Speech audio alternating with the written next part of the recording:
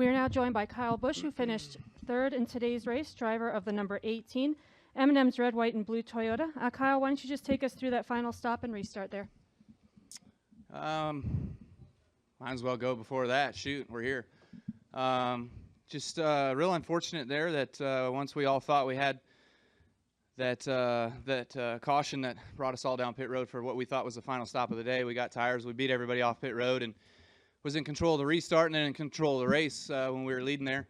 And all of a sudden, about 10, 11 laps into that run, there was a caution in turn one for what looked to me to be a shoe booty. Somebody took their booty off, I guess, and chucked it out their window. So that was kind of weird that we saw a caution for that, but safety comes first. So that just kind of derailed our strategy, if you will, and we lost this race last year on not pitting in that situation and getting beat by tires. And so we pitted this year for tires and got beat by those that didn't pit. So just really crazy situation there with how all that kind of transpired and went down. But we fought hard for the finish and tried to get the most out of what we could there and just couldn't pass.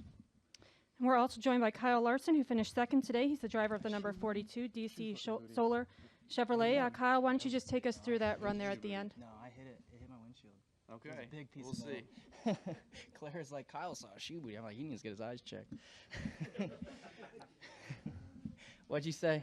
Just talk about your day. You can Talk just about my day. Take us through the end there. We weren't quite as fast as what I thought we'd be after practice. Ran probably 6th or 7th all day long and finished second.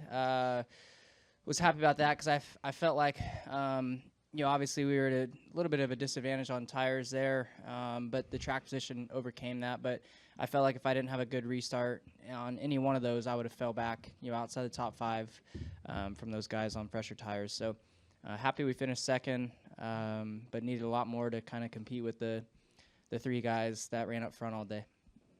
All right, we'll open up to questions for Kyle and Kyle. We'll start with Kyle, and then we'll go to Zach. That is way too many Kyles. Kyle has a question for Kyle and Kyle, actually. Kyle Magda from the Times Leader. First with Kyle Busch. I saw one of your crew members yesterday wearing the Pure Talent shirts. Did you design that? I was just wondering, if they'll be sold at all. I know it was back from the Charlotte truck race last month. Those were just made by the pit crew as kind of a gag. It's kind of a joke, but hopefully they didn't steal too much of the thunder because we were working on a shirt that said that in order to sell for charity reasons. So hopefully we can get that going on and not take away from my team guys' designs that they already had made. And then for Larson, could you just talk about the progression of the 42 team? It just seems like Chevrolet's been trying to catch up all season with the Camaro. How was the car today compared to the Toyotas?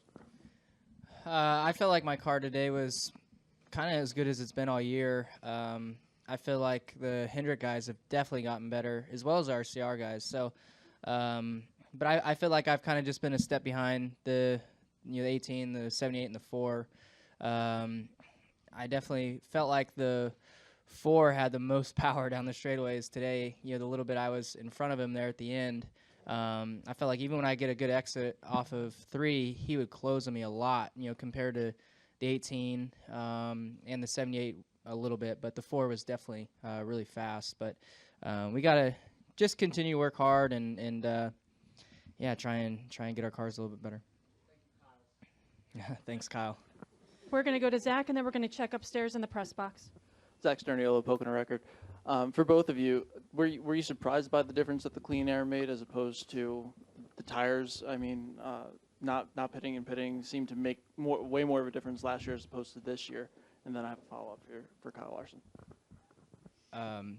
No, I mean, clean air is always super important here. He and the 4 were way better than I was at the end, but I was just able to kind of stay just low enough on exit, I felt like, to keep them tight behind me. Clean air is just important everywhere, but especially, I feel like when you get to these fast tracks that are pretty flat. Yeah, I mean, it was a little disappointing that the tires didn't mean anything more than they did there at the end with guys that had 10, 11 laps on their tires, and they were able to still outrun us and beat us for us having fresher rubber. So clean air was king. And then to follow up on that, Kyle, I know obviously you were at the go-kart track last night, but then right after that, you and Denny ran into someone who was out of gas. Can you kind of go through that story and kind of explain what happened? Any good karma now that, that you end up P2? Yeah, a little good karma probably. Yeah, that was fun at SNS Speedway there. Little slick track. That place is a lot of fun.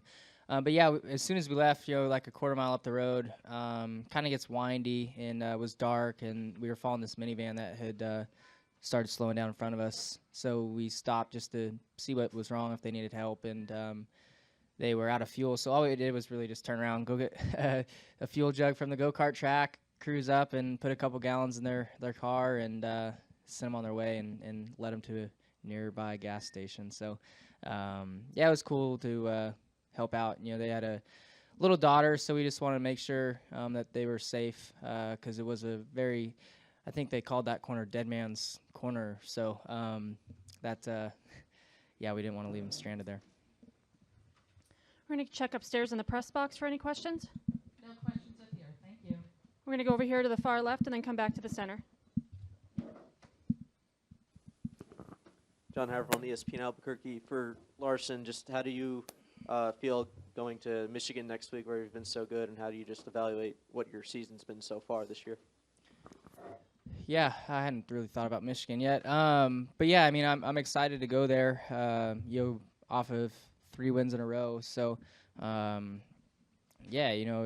for whatever reason, we've been fast there. We actually weren't that fast the last one we had, but we were able to have some good restarts at the end. So hopefully we can go and have our car as competitive as it was the first 2 times and try and get a 4th win.